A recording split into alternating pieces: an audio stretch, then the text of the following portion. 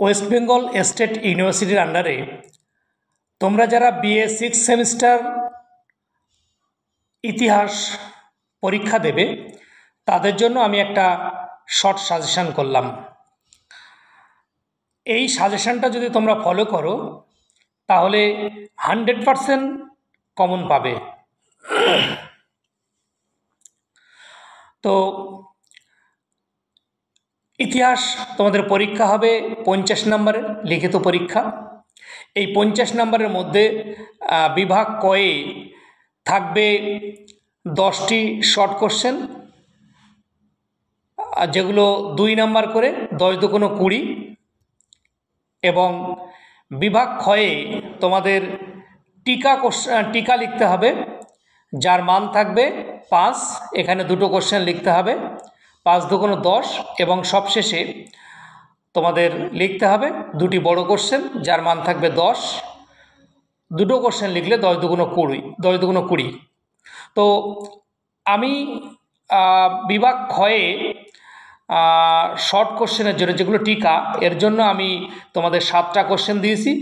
5টা কোশ্চেন পড়লেও হয়ে যাবে, কিন্তু যারা রিস্ক না নেবে তারা 7টা কোশ্চেনই পড়বে।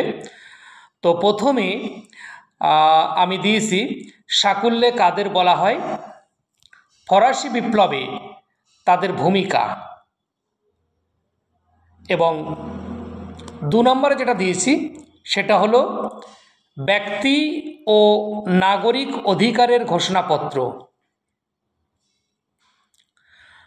3 নম্বর কোশ্চেন কোড নেপোলিয়নের তাৎপর্য লেখো। 4 নম্বর কোশ্চেন 1929 সালে মহামন্দার প্রভাব কী ছিল। 5 নম্বর কোশ্চেন হলো মিউনিখ চুক্তি কি। তোমরা যদি এই 5টা কোশ্চেন করো ভালোভাবে তাহলে অবশ্যই এই 5টার মধ্যে 2টো কোশ্চেন কমন পেয়ে যাবে। আর যারা রিস্ক না নেবে তারা আরও 2টি কোশ্চেন করবে।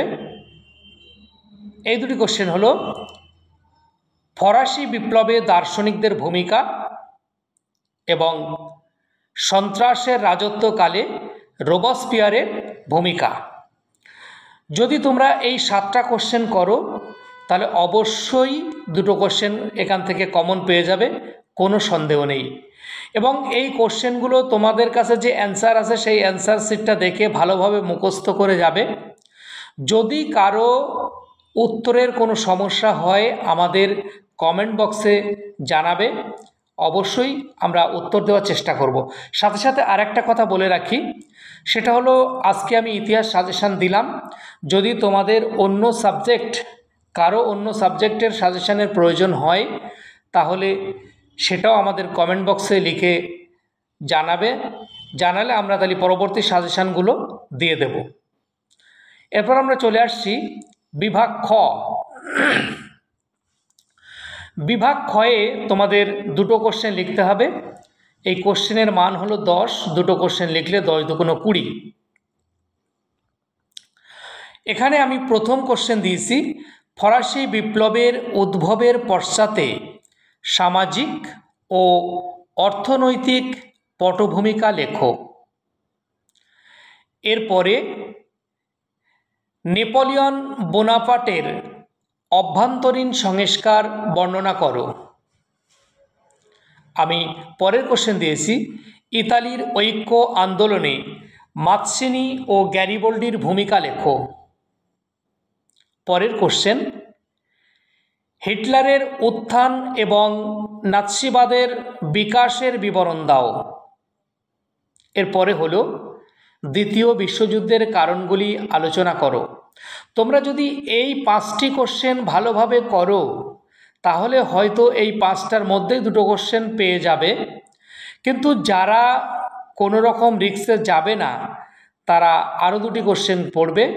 সেটা হলো ফরাসি বিপ্লবে দার্শনিকদের ভূমিকা, আর একটা হলো মহাদেশীয় অবরোধ ব্যবস্থায় নেপোলিয়নের পতনের জন্য কতটা দায়ী ছিল। ফের বলছি কোশ্চেনটা, মহাদেশীয় অবরোধ ব্যবস্থা নেপোলিয়নের পতনের জন্য কতটা দায়ী ছিল।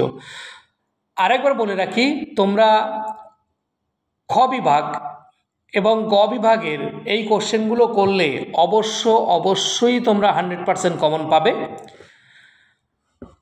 যদি তোমাদের অ্যান্সারের সমস্যা হয় আমাদের কমেন্ট বক্সে জানাবে, এবং পরবর্তীতে যদি অন্য কোনো সাজেশানের প্রয়োজন হয়, যাদের অন্য সাবজেক্ট আছে পাস কোর্সের, জেনারেল কোর্সের, তারা অবশ্যই আমাদের কমেন্ট বক্সে লিখে জানাবে। তাহলে আমরা পরবর্তী সাজেশানগুলো অবশ্যই তোমাদের সামনে নিয়ে আসবো।